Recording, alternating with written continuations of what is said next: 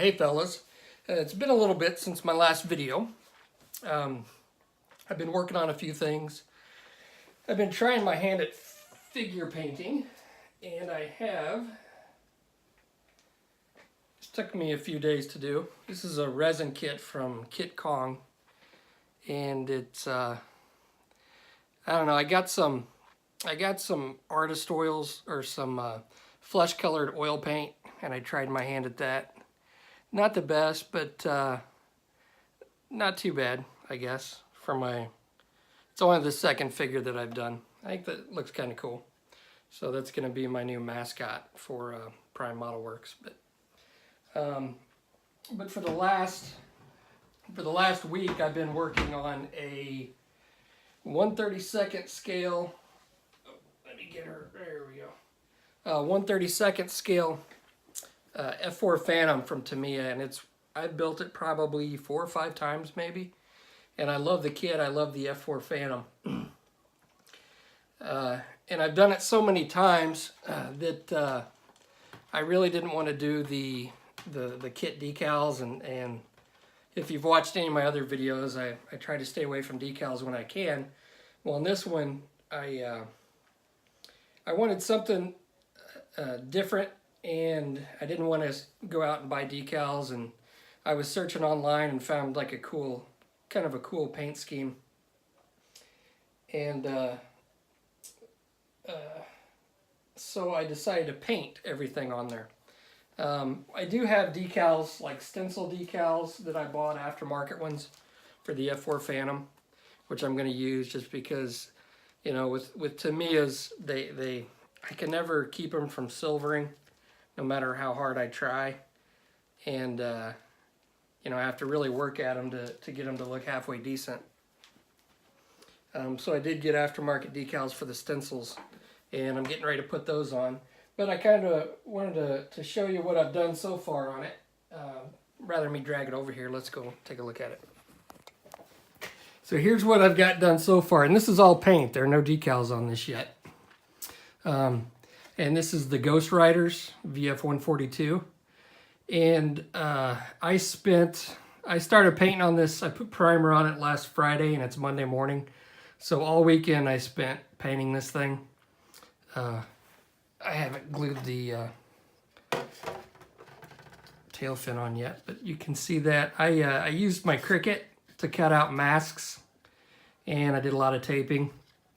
So like the NK, I did that on my Photoshop program and then made a mask on Cricut. I ended up doing that twice because the first one I did looked kind of small, so I ended up painting over it and redoing it. But I think that turned out pretty good. I found a new way to do my mask. I've been using the Tamiya. Let's see if I can find this. Let's see. The Tamiya masking sheets. These things. And what I've been doing is I've got some like transfer tape, and what I'll do is I'll cut out, let's see if I can grab this if I got one left over. Yep. What I'll do is I cut it out on my Cricut, and then I'll take my transfer tape, put it over it, lift it up, and then put it on there. That way it gets it all uniform, and I don't have problems with it bending, like getting all screwed up before I put it on. So that's really helped a lot. Yeah, so all the numbers and letters and everything, that's all things I made with masks and then painted. Stars and bars, same thing. That's all painted. So hopefully the the only decals I'm going to use are those aftermarket stencils. So ended up doing the metallics last night, and I think that turned out pretty good. One of the things I've noticed about F4 Phantoms, this area, it can be done horribly, but there are so many different ways to do it, and so you look at 10 different pictures and Barbie, shut up. And there are 10 different looks that the metallic area on these Phantoms take. So I just kind of picked one and kind of tried to duplicate it, and I think it turned out pretty good. I did these like these little stripes here. I don't know if it's just you know, way the metal heats, and I'm not really sure how that happens, but I tried to duplicate it, and I think it looks pretty cool. So also, one thing with this kit is I really magnetize the heck out of it, because I'm probably going to sell it on eBay. And I'll show you. And I really like how this turned out. Usually I just do the missiles and bombs, but for this one, I magnetized not only the missiles, but I also magnetized the drop tanks. So they stick on here really well. Let's see.